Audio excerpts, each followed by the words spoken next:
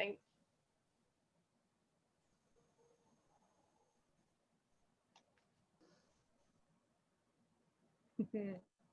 Hey, and welcome to the September issue of our live Ask Me Anything. I'm Serena Riggy, and I'm here with our squad. Let me introduce you. So we have Max Snow on the East Coast over in Boston. We have Heather representing our sisters from the North up in Waterloo. We also have Vic and myself from the Bay Area, and our special guest today, Nitin, is actually coming to you live. Your background's very appropriate, from Newtown Square. He's actually coming from, I was going to say Newtown Square, Pennsylvania, but that's not actually the case. You were originally from more of the East Coast, and then you came out to California to join our Newport Beach, correct? Yes, that's correct. Yeah. Awesome. So we're going to kick off this session and kind of just jump into it. If you haven't been here before, we are just recruiters from SAP North America, and we love to just kind of come on here and ask whatever questions that you have on your mind, be it tech or non-tech, or hey, who are you? We want to learn a little bit more. And we always bring a special guest. So our special guest this week is Ashley Nitin. And like I mentioned, he's actually not from the East Coast. He is relocated back, and he's in California, in Southern California. And he's going to join us today because he's been at SAP for about 2 years now. But I want to learn more. So tell me something about yourself that I don't know and what you do at SAP. For sure. Thank you for the great introduction. I'm actually a software engineer in a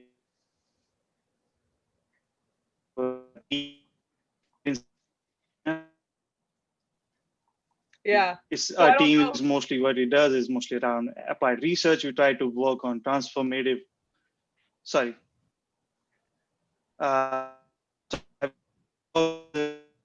technologies that future-proof. And we work new technologies, new topics all the time. I wear different hats all the time. Sometimes I'm doing software engineering, but some of the time I'm doing user research also, and also figuring out what really needs to be done. What could be, what is it for SAP, and what could be the next big thing for SAP? Yeah. So for those of you who may not have heard that, because we're having a little bit of a technology issue, this is Nitin. He's actually a software engineer. He works at the Innovation Center Network down in Newport Beach that's right next door and shares a building with our HANA house. It's down there. And hopefully we'll get the chance to actually have a little bit of a better connection. But awesome. I really appreciate you taking the chance to join us today. Our live host today is Vic, as usual. So our DJ live. So no, yeah, I think he's Nitin is actually working on getting his internet fixed. But in the meantime, let's move on to the next question that we have. So, what does the day looks like in a life of a technology recruiter?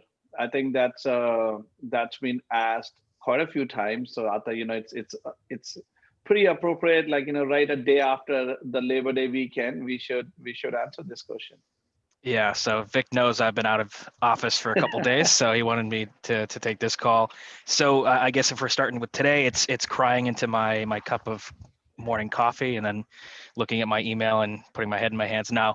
So I mean, it's a broad question. I know everybody kind of asks what we do on a day-to-day basis. I know my dad keeps asking me every single week as to what my job is and where I work and what it even entails. But so I look at it as kind of take it through the life cycle of a role. How we work alongside,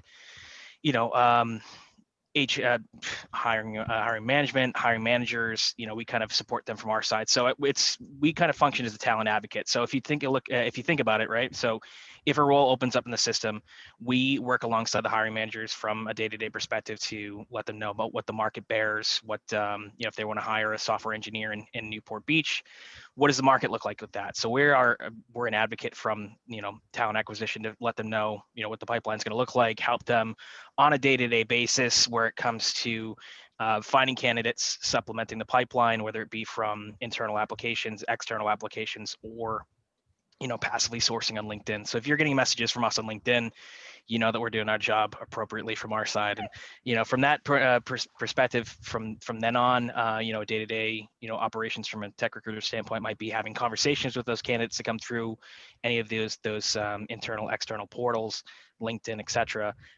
Having that conversation to kind of prep the the candidate as to what the interview process is going to look like, what the role here would entail, kind of give them a good snapshot as to what their life as an SAP employee might look like.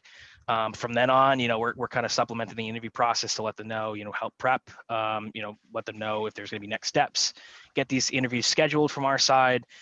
When it gets to the offer process, we're the ones that are the point of contact between the colleague or the candidate and our colleague internally to let them know, what the offer is going to be, what we're looking for as a start date, stuff along those lines. So it's a day-to-day process of, kind of really supplementing the hiring initiative, letting people know from an internal perspective what's, what the role is going to entail, how we can help from our side to find the right fit, but also letting that right fit know what their life at SAP is going to look like. And then obviously as we ramp up to the onboarding, there's lots of stuff that comes up from that perspective, from data and all that fun stuff. But, it's I worked, a lot of funny summer part-time jobs back when I was in school. And I liked the fact that every day is different in some aspects of that, whether it's like a different job site or driving around in a different van as to where you're going to, a different way of working. So it's in recruiting, I think it's pretty similar. Every day is different. It's you have your good days, you have your bad days, but you have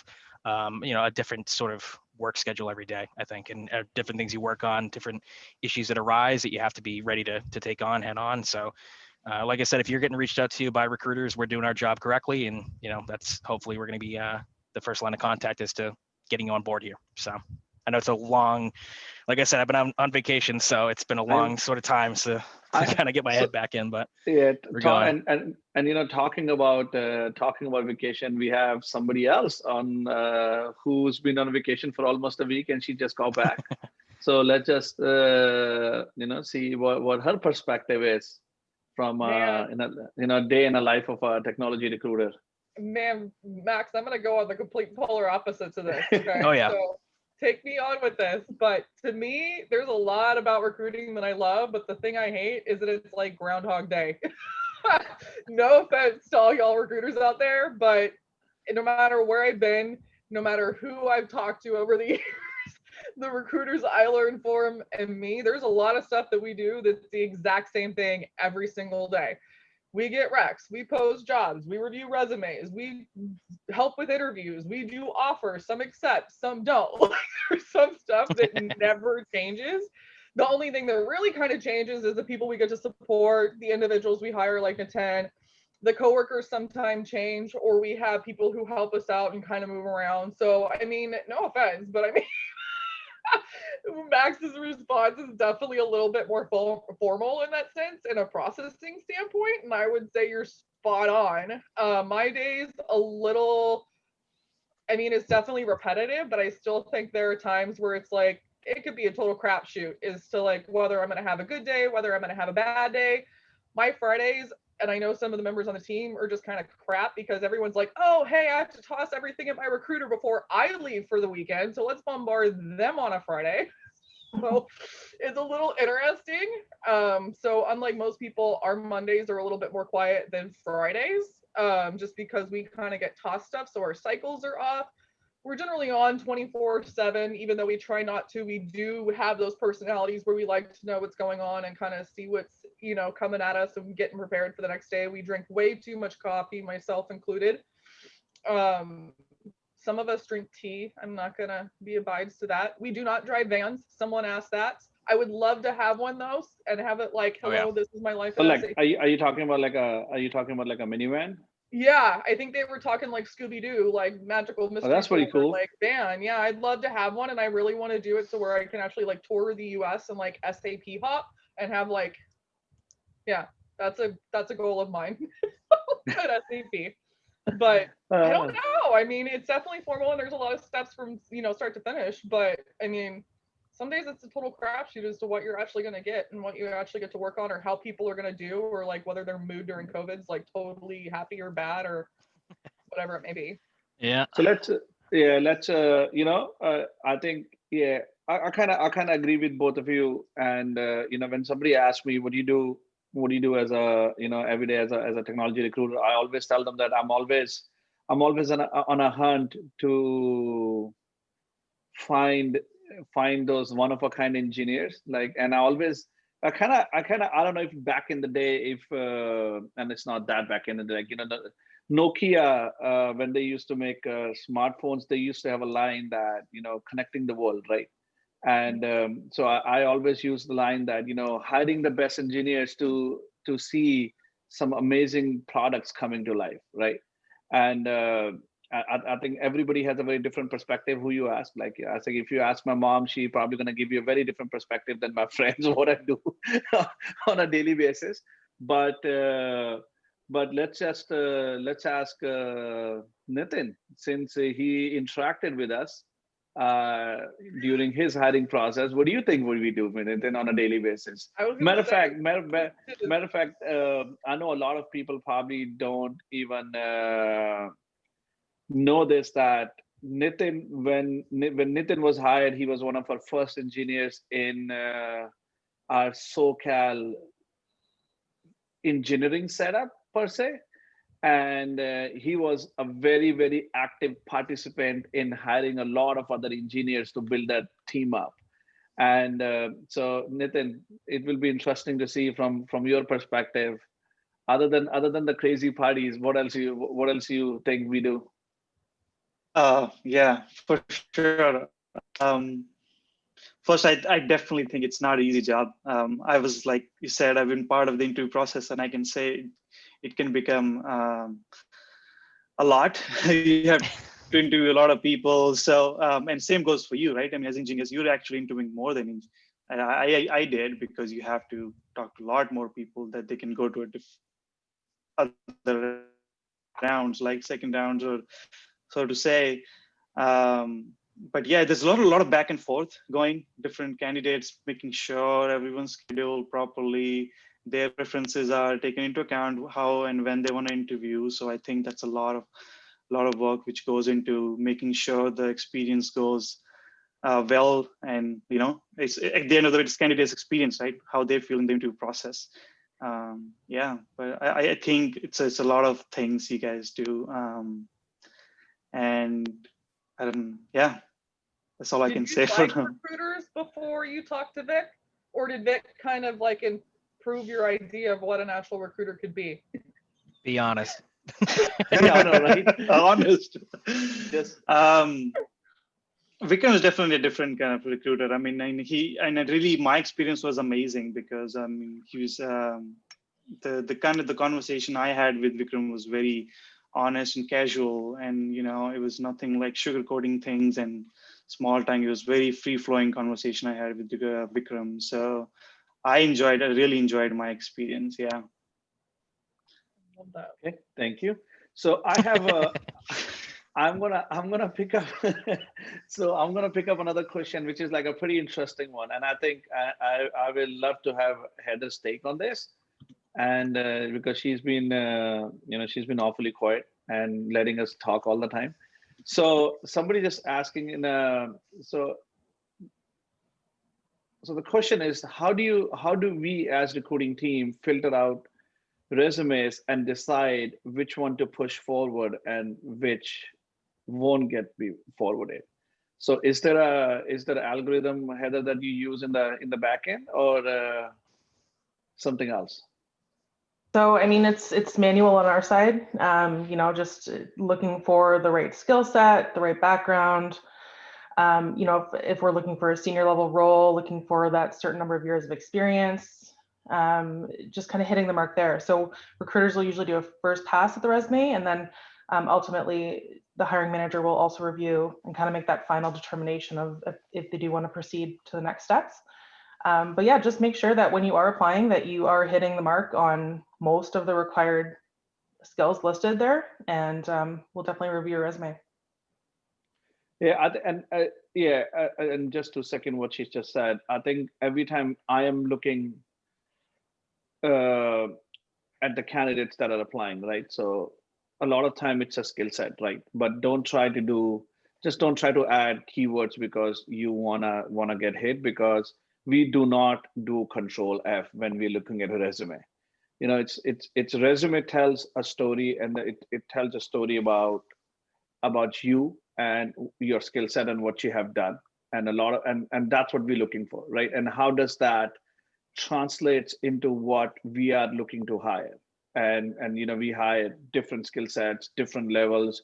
So for example, like if somebody sees this position is an entry level role or a mid level role, and you have tons and tons of experience, I don't think so. I think it won't be fair for the candidates, like early talent that's coming in, that we are entertaining them. The same thing, what happens translates back into, if an early talent apply to a role that we are looking for some skill set and some experience level, it might not be a good fit for them, right? And so what's your take on this, Serena or Max? I think we had that problem a lot. I bet Max would agree.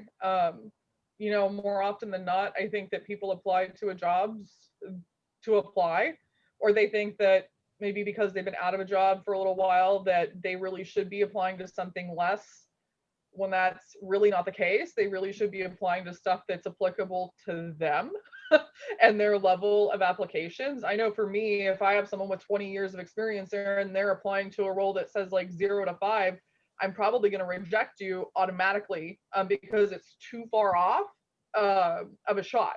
So, I mean, there's always some kind of wiggle room and kind of what we'll consider, but I feel like there's a couple of different aspects to this. And the other thing that I've also seen, maybe Max can touch on, is that how you view yourself is also not always how the company views you, and vice versa. So I have early talents coming in thinking they're really senior when they're really not, at least at SAP. So just kind of a mix on how you view yourself and how the company views yourself. So I think there's a lot of scenarios that lead to like this situation. But Max, what's your opinion on that? Because I mean, I know we get this all the time. Yeah, and I think, from a process perspective, going back to my very process-oriented questions, it's a situation where once these roles open up, we have the conversation with the hiring manager as to what they're looking for. So if we're sending them resumes that don't align to what they've told us that they need or what the role entails, we're not doing our job at the end of the day. So that's where, I mean, we have to make some tough decisions on our side as to years experience, tools that we have. A resume might look great on paper. That's an early grad that's applying to a senior role, and it's going to be, at the end of the day, it's going to be, we can't move forward just because obviously the year's experience there, and every single role that has a title is tiered appropriately to the year's experience and how they might fit in SAP as a whole. So you might be an early talent kind of resume, new grad, which we do obviously hire new grads, but they have to be specific, or there are going to be specific roles that would fit that sort of profile internally here. So when we look into resumes and how we shortlist a candidate, we're looking at what tools have been described from the candidates or the hiring manager we've spoken to, using security as an example. If you have Splunk experience, or if you have Tanium experience, if we've been told that that's a must-have for a role, we're singly focused in years experience and those tools and those tool sets. So we're looking in your resume to have you bring out, you've used Splunk as a security analyst at IBM and how many years you've used it, stuff like that. So I would just reiterate the point that was made by Heather, making sure that if you have a resume that you're putting out there and you take the time to make sure that you're reading, or that a recruiter like ourselves would read it in a minute to 3 minutes or so, which we have a lot of applications here, and that's typically the amount of time that you can make a resume judgment on. Some you really have to dig into, but make sure that you're tailoring your resume to the specific job that you are applying to, or at least bringing out all the experience you have with specific tool sets, specific things you've worked on. Making sure that you take the time to do that, I think, is going to be a beneficial to getting more further through the process and making sure that you're putting your best foot forward for sure. Sounds good. So it seems like we have, we kind of have a lot of activity happening on our live chat. So I'm going to pick up another question, which is another interesting one, because we're going to, I think for some reason, we kind of going to stay on the early talent subject. And somebody just asked, why is it so difficult to join SAP careers or join SAP? And there are very, very few options to enter when you are a recent grad. And so I can just kick it off. I don't think so. I think it's just the timing, right? We at SAP, we hired tons and tons of early grad. We have like numerous different programs. And matter of fact, I can, like, from my own experience right now, I have quite a few early talent roles open right now. But I think but at the same time, it depends, right? Like, it might not happen that if you're looking for a role as a product specialist, right? At that point in time, we might just be more focused on engineering versus, one thing versus another, right? So, and that might be the case, but what I can say is, just make sure that you sign up for alerts. I think they work fantastic. I know I've hired quite a few people that they say, like, hey, they were not browsing all the day, came onto the SAP careers page, they set up alerts, then they got an email that, hey, new role opened up, they applied, and they went through the process, right? So, and so I think, I think from my perspective, that will be the best course. Keep looking. We are always hiring. What do you guys think? Well said, Vic. You wanna add something to it? You wanna take something out? Like, what do you call, Nitin? What's your perspective, right? Are you like, as an early talent, right? How did you apply? Like, did you just apply? Did you set up alert? Like, what did you do? Yeah, honestly, I mean, I didn't set up any alerts, but yeah, I think he's still having internet Issues. yeah. All right. Okay. Yeah, Can you hear me, Vikram? Yep, we can hear you. Okay, yeah. So I did not set up any alerts, but I was constantly looking at the website for new roles, and I kind of knew specific roles. I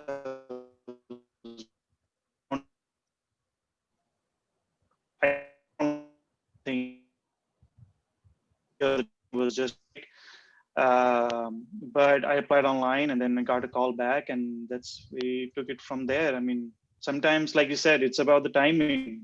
So yeah. And we have another question. Like, I'm loving it. Like, we're getting super interesting questions on live chat today. So, what are your thoughts on the ways to approach recruiters over LinkedIn or email to discuss about open positions? What are the do's and don'ts for candidates while reaching out to the recruiters? I'm just gonna toss it out there. Just one of you should pick it up. This one. Yeah. No, I want to jump on it because I think and I'm looking for, obviously, feedback from you guys too, how you kind of approach it too. But I think I've addressed it a little bit in a former recording of this, maybe, I don't know, number 3, number 2, whatever. But I don't know when it became sort of I don't know if it's something that from the schools or whatnot, that they're something that maybe as you're graduating, that they let you know as an early talent that maybe you should be reaching out to recruiters with a specific kind of template as to reaching out saying, I'm looking for a role, or something that I've seen online. Here's the situation. I can at least speak for myself, and I want to be transparent because I want to make sure that obviously from anybody watching this, that you're getting the right information. It's not the best way to reach out to us. We look at that as kind of a, as put yourself in our shoes. So if we were to send you a message, which is a kind of a template, a broad template being, letting we're hiring for a sales role and you're a software developer. If you're going to say, well, you're not putting in the work to do, to get me on board, or are you even looking at the profile here? I know I would kind of be rubbed the wrong way in that. So if you're going to reach out to a recruiter, at least, from your side, make sure that you're addressing them by their name. I've seen that a couple of times where it's addressed to a different recruiter, different role, different company. It's just, we get so many of those a day, inundated by them. They don't really have much substance. If you're going to give it me a substance as to, what you're looking for, I can try to help. I try to get back to those kind of messages as to, if you're looking at that I'm hiring in technology, you're in technology, I can try to put you in the right direction or let you know, what we're looking at here. But the copy and paste, I understand it's a lot of the ways to get in touch with people nowadays. I know we all have, I think, Twitters, Instagrams. I've seen people go outside of that to do that. I feel like that's taken a little bit better. I just know from LinkedIn, there's so many spam messages that are on there, so many messages that we get inundated with being a part of SAP or just being in a large company. I understand it's tough to get, through the ATS and get past the initial phase, but there has to be a better way to kind of, I just say the template kind of rubs us the wrong way. And I don't know, Heather, if you had kind of the same sort of experience with that, or if it's been something that you've kind of seen from your side too, or what's the best way that you would think to get in touch with you? Yeah, so I definitely agree with what you said there, Max. For me, same way that you would research the jobs that you're applying to, you also need to do your homework on who you're reaching out to. So I'll use myself as an example. I'm based in Waterloo in Canada, but my profile headline explicitly states that I hire in the US and exactly what I'm hiring for. But I constantly get messages for, sales roles or consulting roles in Canada. And so it's just clearly you're not clicking on my profile, you're not doing your homework. If you are messaging me about jobs that I'm recruiting for, then absolutely I'll, respond to you, have a conversation, point you in the right direction. But just, avoid the templates and just be really personal and do your homework before you reach out to recruiters on LinkedIn.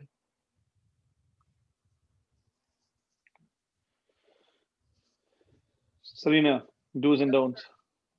Do's and don'ts about LinkedIn, or just Or just reaching out to you. So if somebody needs to reach out to you regarding one of your open positions, what do they need to keep in mind? Like, first, don't reach out to you. You'll reach out. I love Max's example, by the way, and it makes me giggle because we have this issue as recruiters too. Okay, so recruiters technically go on LinkedIn. We spend hours and we pay companies to go set up templates that are going to make your response, like, up our odds of getting a response from you, and y'all never respond to us either. So please understand that this is not a one-way street. I think to me, it's that there's some kind of, unset expectation that when someone friends you on LinkedIn, that automatically is like a way in or a guaranteed conversation or a phone call or something. So I think that expectations when it comes to do's or don'ts are kind of key. I love that Heather said that. I get people all the time who literally come and ask me if I want to go take an engineering job, and I'm like, I hire engineers. I'm not an engineer, but good luck on your search. Which makes me laugh because, again, if they had looked literally at my profile, they would see that I'm not an engineer. So it's kind of definitely both. Man, I get lost in the amount of emails I get. LinkedIn is no one's favorite tool, but it's kind of like the tool that's out there that's like a good resource. I would say use it like social media and start up as a conversation. Don't necessarily come in with expectations. I'm more likely to respond to somebody who, wants to learn more about SAP as a whole, or like something that we do versus a job that I may no longer even have posted. I'm also really not big on what can you do for me? And I don't think that swings with any recruiter or manager or anybody. But when I have people coming up to me and saying, hey, what are you hiring for? Find something for me. I'm like, yeah, no. You have to kind of come to me and tell me what you want. But definitely kind of paying attention to the details. A lot of people love to share, and LinkedIn's a great way to kind of tell a story about who you are. So listen to their story and just try something a little out of the box. Don't be so formal. It doesn't have to be that way, especially with a recruiter. Play nice, but you don't necessarily have to be so formal. Just say, hey, tell us a little bit about yourself, start a conversation. That's way more going to at least get my attention than hearing another thing about another job or, from my side. So I'm open to ideas. Maybe I'm the only one who thinks that, but I think so. I think from my perspective, there is no do's and don'ts for the fact that if you're looking for a job, everything is fair game. And in order for you to, because you're not the only one who's looking for the job, like you're competing with so many other people with you. But just know that if you're going to send me don't send me. So my biggest pet peeve is do not send me a random messages. Like if you have applied for a role and then you think that you're a best fit and you want to reach out to me via LinkedIn or if from somewhere you got my contact information, you send me an email. Just send me that, hey, this is a role, this is a link, this is a position number that I applied for. Can you take a look? I say I'll be more than happy to do that. Mm-hmm. But if you're gonna randomly say, hey, here's my resume, I applied to SAP. Unfortunately, we are a very large enterprise, and at that point, I can't leave what I'm doing trying to start where have you applied, because it might not even be my positions that I'm working on, and from that perspective, and I think moving away a little bit from SAP, I think pretty much the same applies to any company that, or any recruiter that you reach out to.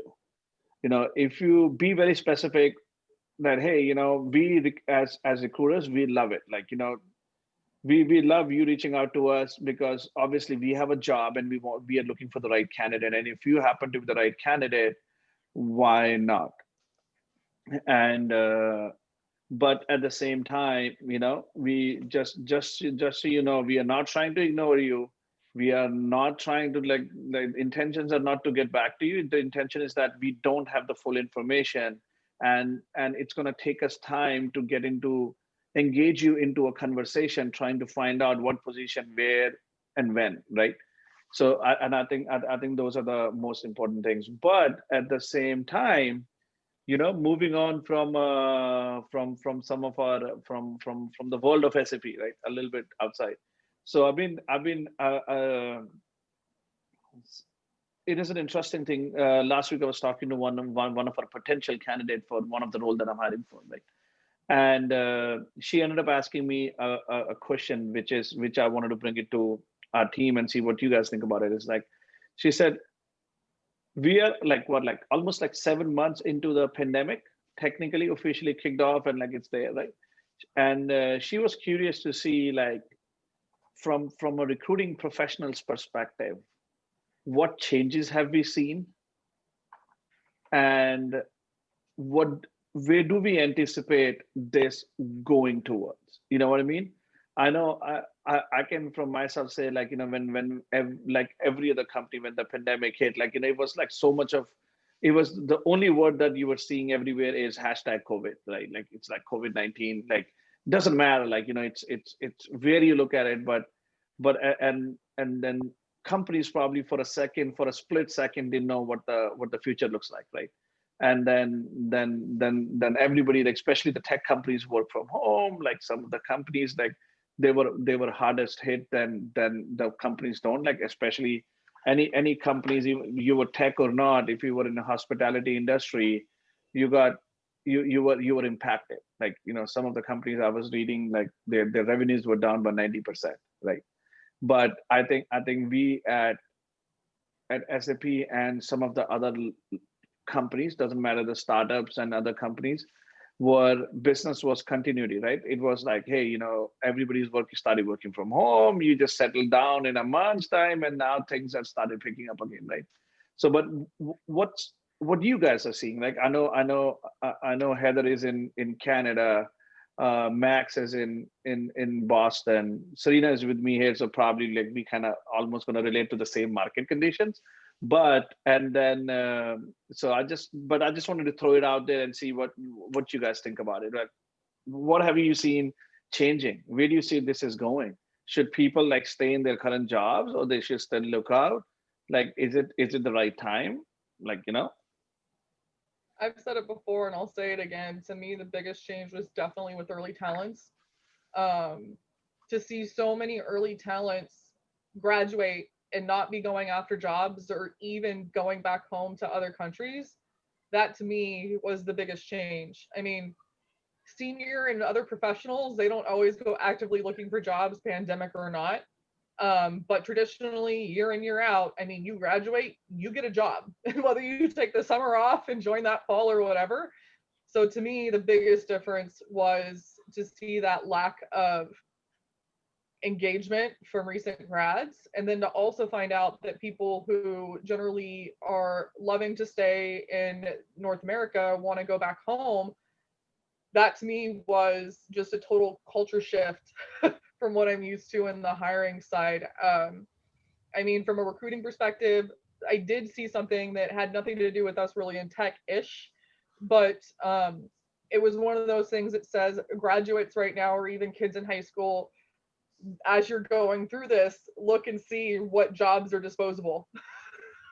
What kind of jobs are affected, because even though we're in tech and they're a little more needed, you could still technically be at a company that overhired and was flushing people out, or one of those companies that canceled all their summer internships where we didn't. So there's definitely different ways of looking at it. But if I was in their shoes, or even the tens a couple of years ago, yeah, I would definitely be kind of looking and thinking about what kind of job could I be in that maybe has some more job security, or even a company that has better job security, so that if it does happen again, or if this does get prolonged, does the company I'm working for actually have my best interest involved as well, or are they only thinking of theirs? Or is my job something that's going to outlast COVID?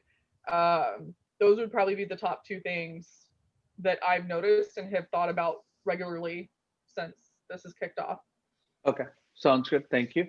So I have a, seems like, today is the day when we're getting a lot of, we've been asked a lot of questions. See, that's what happens when we come out right after a long weekend, everybody's ready to go. So it's turning out to be my best day to decide to do AMA today. So we'll talk about this, Serena, after the call. And so is there a very interesting question. Is there any preference given to how applications come in, like via maybe the SAP careers page? Do we give you prefer one over the other when people are applying? So, and I think Heather, what's your take on that? Yeah, so we can get in touch with candidates through a variety of methods, but I would say we definitely need your official application in order to move forward in the process, to schedule interviews, to reach out, and just to track things on our end as well. So my recommendation would be definitely apply first, and then afterward, if you do have an internal referral, feel free to have them shoot us a quick note saying, hey, my referral applied to this position, check them out. Or if they want to send you a message on LinkedIn after saying they've applied, that's great, but always apply first and then make that connection after. You can always mark on your application as well that you were referred by a certain person as well, and we'll take a look at that. Sounds good.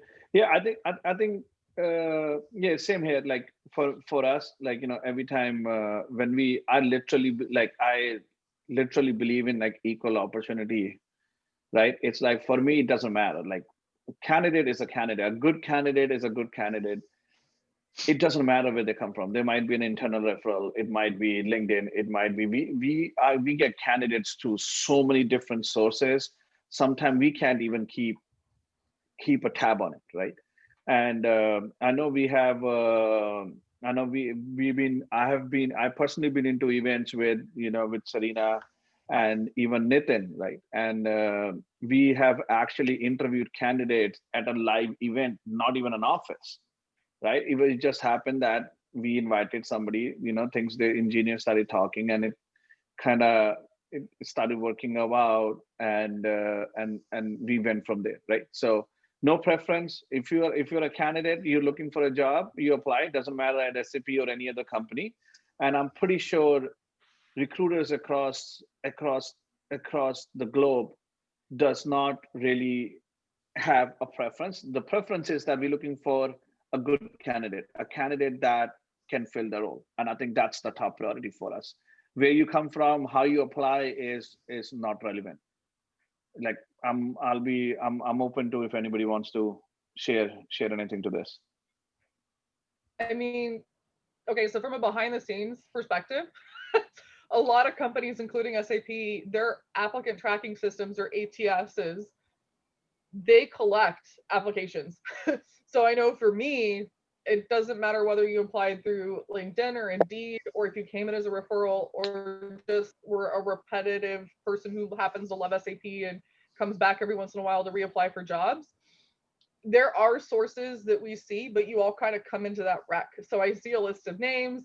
I do see sources, but like Vic said, I don't test Nexus. I mean, I'm interested in them, but to me, it doesn't actually come into play of whether I actually pay attention to you or not.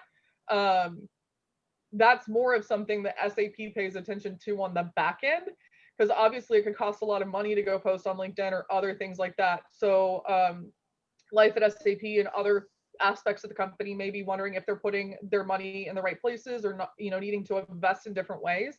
But from a recruiter perspective, I know, at least on my case, unless I'm using a tool where I have to go to their site specifically, y'all filter into the recs that I'm working on, and it's candidate versus candidate. It has nothing really to do with the source. I will admit that if you do come in as a referral, we do have a little icon that pops up so that we're aware, and we're also aware of who's maybe coming in from the outside versus someone internally looking to convert or apply, because we do have a big culture at SAP that supports kind of moving and having multiple careers within the same company, where a lot of companies that's taboo.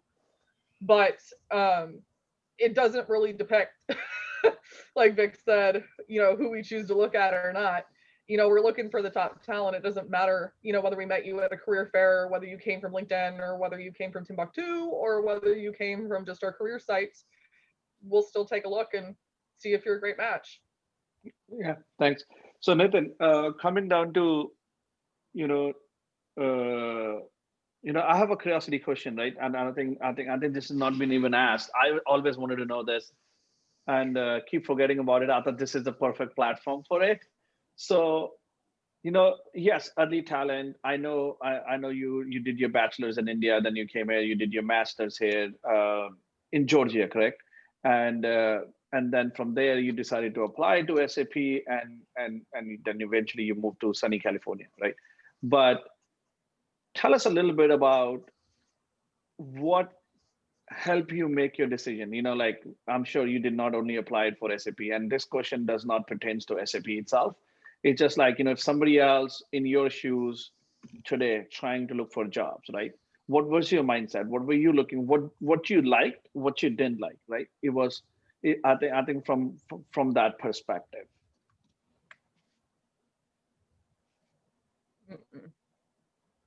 Okay. How about now? No, you good. Yeah, I mean, that's a good question. So I think, and what I always say to other of my friends, and when they ask is, when I was doing my master's, it was more of like a research-based master's. I was writing thesis. I was more into research and also the software development. I wanted to go back into the industry rather than going to PhD. So it was a very specific jobs I was looking, where I could still do a little bit of research, but also software engineering. And this position in the innovation center was exactly that. So I actually knew what I really wanted, right? So, and it's very important to also understand that what you really want out of the position. And also when I talked to you and other people who were in the recruiting process, then I came to know, yeah, this is exactly what I want, right? And also the job descriptions.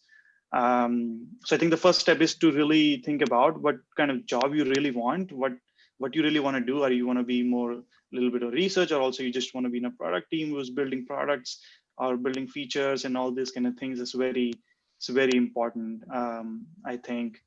So after that, I mean, then it's just about finding the right fit and be a little picky, right? I mean, I was always, of course, like you said, I was applying to different jobs, not just SAP, other positions. So I had other offers too, but I think this was exactly what I was looking right coming back from school and going into the industry, but still taking the experience from I got from school by doing research, which I can also apply in my job. So I think it was a great match for me at that point. Yeah.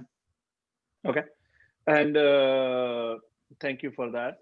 And Max, what's your since we are on a early talent topic today, right?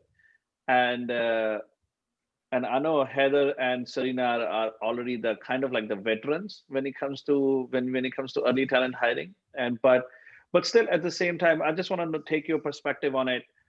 What do you think, right? Like when you are, what are the qualities, or I'll say,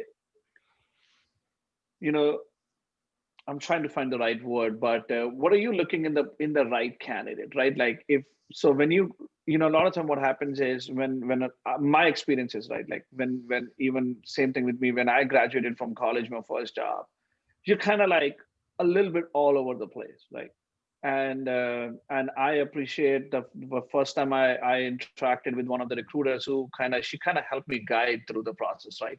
Gave me like, so what's your take on it when you are in that place? Like, what do you like? Like, are you think you're one of the recruiters who like to like, hey, I'm gonna hold your hand and I'm gonna walk you through this, and then you make a decision for yourself if you want it or not, or you're like, hey, I'm kind of too busy for this.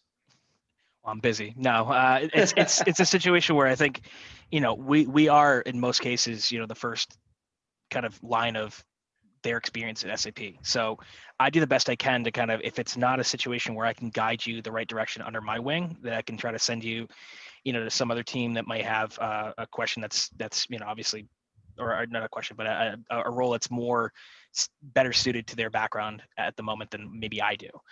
If it's a situation where I'm dealing with a candidate that's maybe interviewing for the first time during COVID and they're nervous and they're not really looking to, either they're not confident in the process, I can try to identify that as well and let you know, obviously from our perspective, we are still hiring. We are looking for the right fit for a lot of candidates. A lot of our recruiting is more pinpointed this year. Like, I know I'm working mostly security, obviously Nitin's team and the Newport Beach team is hiring quite a bit this year as well. So if it's a situation where you're not putting yourself in the best light, I can try to help and see, if your resume is not reading the right way, or if you get interview feedback that's, not positive, but it's constructive criticism, then maybe you're just not presenting yourself in the right way.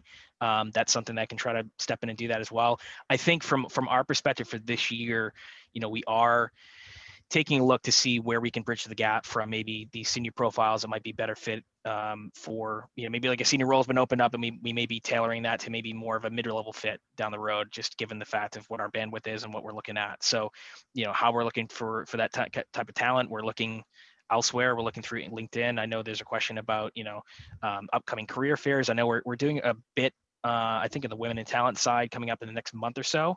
And there are other opportunities. I think we're looking to put ourselves into, other, virtual career fairs, stuff like that, that we can really put our foot forward and let you know about what's going on. But, going back to LinkedIn and posting on LinkedIn, I know I think I can speak for most of us here. We always post our roles on LinkedIn, kind of letting you know what we're working on, trying to figure out what might be a fit for you. So if it's a situation, just connecting with us and keeping an eye on what we post, that's probably the best way to figure out what myself, what Vic, what Heather, what Serena are working on, and how best you can kind of get in touch with us to figure out how we can help you out going forward. I know it's long-winded, but thanks. sorry. And no, it makes sense. So, we still be on the topic on preferences, right? So, and part of our AMA, I know when we started this AMA journey, the question was that we're going to answer the question pretty much in a very open way, right? And somebody just asked a very, very interesting question. It's like, hey, do you as recruiters give preference to the candidates that are being referred by the hiring manager? So if a candidate just applies versus like a referral or a manager saying, hey, I want to pay attention to this candidate, do we give Or preferential no, I attention think to the them, question or- more is like, somebody what is it like, okay, so somebody who like, somebody who is already known to the hiring manager versus somebody who applies to a careers page or LinkedIn or numerous other process, just like everybody else, right? And I can kick it off by saying that there is a reason we are not part of the hiring teams. There's a reason why we are a neutral team. Our job is to make sure that when we talk about equal opportunity, our processes are followed. Everybody goes through the same interview process. Yes, if somebody, and we get referrals from the hiring managers, we get referrals from people who are probably not going to be part of the hiring process, but they're still part of the team. We get referrals from every or any place possible. But do they get to cut the line? No, they still need to have the skill set. And the great part is that, which is really interesting to know, that a lot of times we will follow the right guidelines from a recruiting perspective, and we interact with various different hiring teams to fill their open positions, but we do not, or we are not part of the team, and we do not. I actually have never made any discounts on that.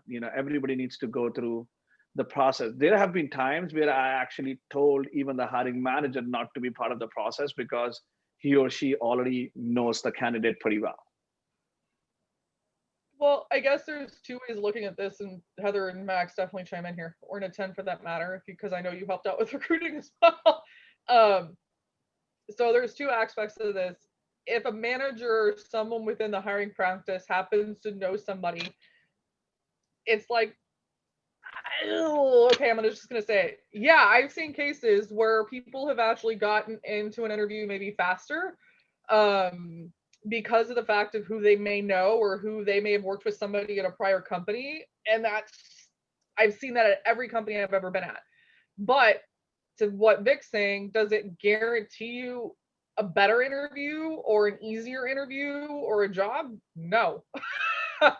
So, I mean, I have had managers come and say, yeah, I've worked with this person in another job. Let's give them a shot. Let's have them interview. I've had that happen at every company, but it doesn't guarantee you anything, and it doesn't guarantee you the role. I think there's a lot of misconceptions on that. But I have had it happen. So if you're thinking of it from that perspective, hey, I happen to know this person. It's very much like a referral just coming from someone with higher clout. It does happen. I will tell you that a lot of companies, including SAP, have rules around who can get credit for referrals, including uppers who are in that process. They're not going to get bonuses for referring people they know, things like that. So even though it does happen, there are definitely ways that it helps within the processes that we do, where we try to keep it, we try to keep certain people's opinions out of it. And those people who refer those individuals are generally not allowed to be in the interview process, like Vic said. So they're not influencing the decision. It's coming from an authentic interview place. So it happens, but I'm not going to lie on that perspective that, yeah, I mean, I have had managers say, I used to work with somebody, let's go interview them. And no, thanks. Heather, what's your perspective on that? Yeah, I mean, I think you guys covered it well. They still need to go through the process.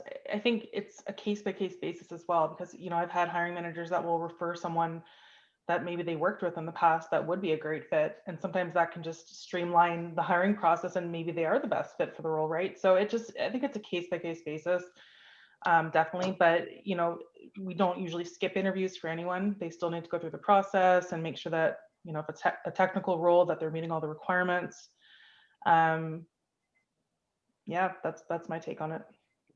Yeah, just a quick note on that too. So I mean, from what was mentioned, I mean, there may be a situation where I've seen it come up before that the role was opened specifically to hire somebody that was outside the organization too. So taking that into account, I mean, that's something we can kind of clue you in on. If you apply and it's if we're already in the process with somebody, or the offer's already out, we can let you know as to hey, this role's already got an offer out on it, but there's some other opportunities too. So there are a lot of different situations. I think the process is in place to make it a very fair process, and I think it's something that's we can try to be as transparent as we can from our side. I know I am, and letting you know where things stand. If you're applying and there's still active interviews going on, that's still a good situation to be getting in your application in as quick as possible, just so you can kind of be in that sort of realm if you are a fit. But does it happen every once in a while? I'm sure there are numerous hiring managers that want to be active in the process too. But if there's something we can try to give you the story behind, if you get in touch with us, or for you're a recruiter in the process, we definitely will try to do that. Heather, so this is coming back to you again. I'm gonna put you in a spot here. So really quick interviewing tips for new grads. I know this is where I want your experience to shine. You've been dealt with so many of them over the years. So maybe Serena would answer this better. No, I'll take it. Yeah, I mean, so just come with high energy and enthusiasm. That's what we're looking for. There are a lot of new grads out there looking and competing for the same jobs that you're interviewing for. So showcase the skills you have, showcase your project experience, your work experience, ask questions, ask good questions. And, if it's to the recruiter, ask about the company culture, ask what they like working at the company, those sort of things. If it's to the hiring manager, ask them about the day-to-day, the team size, what they can expect, how long the project's going to be. Like, really make yourself, like I think we mentioned in previous sessions as well, the interview is so you can also interview the company and make sure it's a good fit from your side. So that's your opportunity to ask those really good questions. But yeah, just do your best on any coding exercises that come your way. Do your best on the behavioral questions. But to my first point, just come with energy and enthusiasm, and just really show the interviewers that you want to be there and that you want the job. Okay, sounds good. Thanks. So Nitin, coming back to you, right? So I think it's interesting, and there's a reason I invited Nitin to come as a guest on our AMA, just from obviously, like, we always have a guest so we can have different perspectives. But Nitin is an early grad, somebody who moved cross country, was part of the first engineer that we hired in Southern California engineering setup for SAP, and now he is graduate from SAP Engineering Academy as well, which is he kind of have a unique experience to share, right, from a early talent perspective. So Nitin, if given a choice, do you want to go back to Georgia, or you want to stay right here in the sunny California, or move to Palo Alto? A tough question, but yeah, sunny California for sure. It's just an amazing, beautiful place to live, and also in means of opportunities also, right, on the West Coast. So and different things and different people I met, friends I made. So definitely I don't want to move. But Georgia also has a special place for me. Went to school, stayed there for 3 years. So but yeah, Palo Alto, maybe, never say never. So yeah, but for now I'm enjoying it, but not, there are fires out there, but yeah, sunny California for sure. Sounds good. So I think we can take one quick question before we start wrapping up, right? And somebody asked, like, we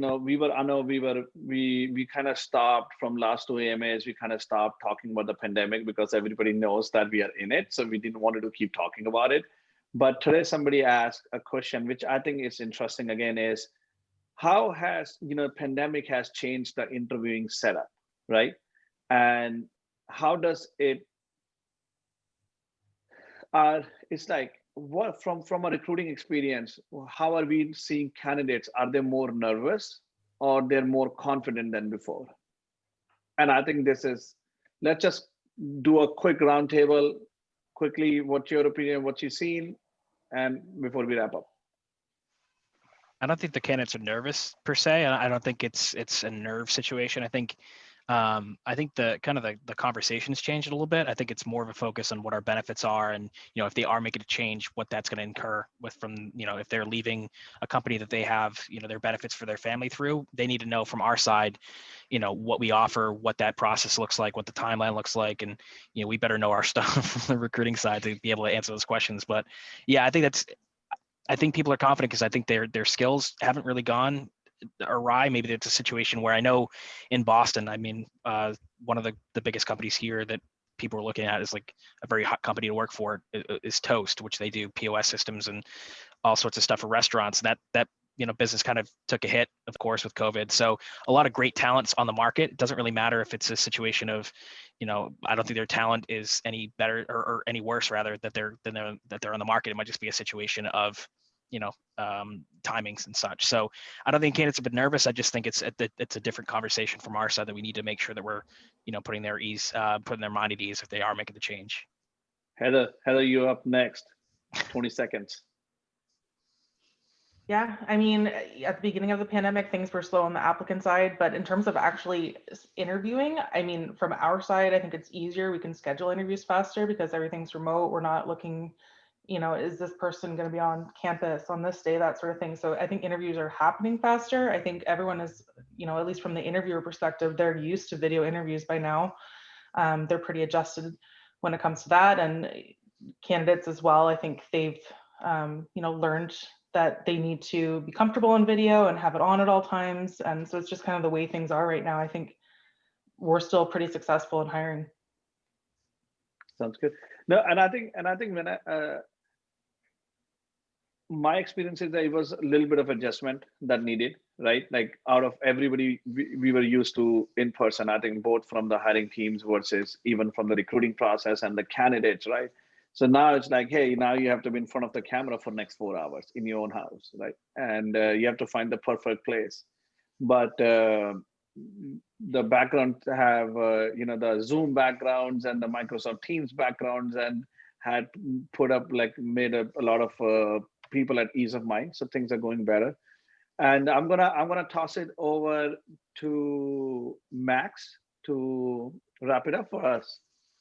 Yeah, well, like I said, I mean, I think we've kind of hit on it today that, the live questions are great. It's something that we hope that this can kind of move to live questions going forward, because I think the biggest thing for this session is answering your questions, being transparent, and letting you know what we see, and helping you, help yourselves at the end of the day in terms of the job search, or just even knowing what recruiters do and such. So thank you to everybody who's been,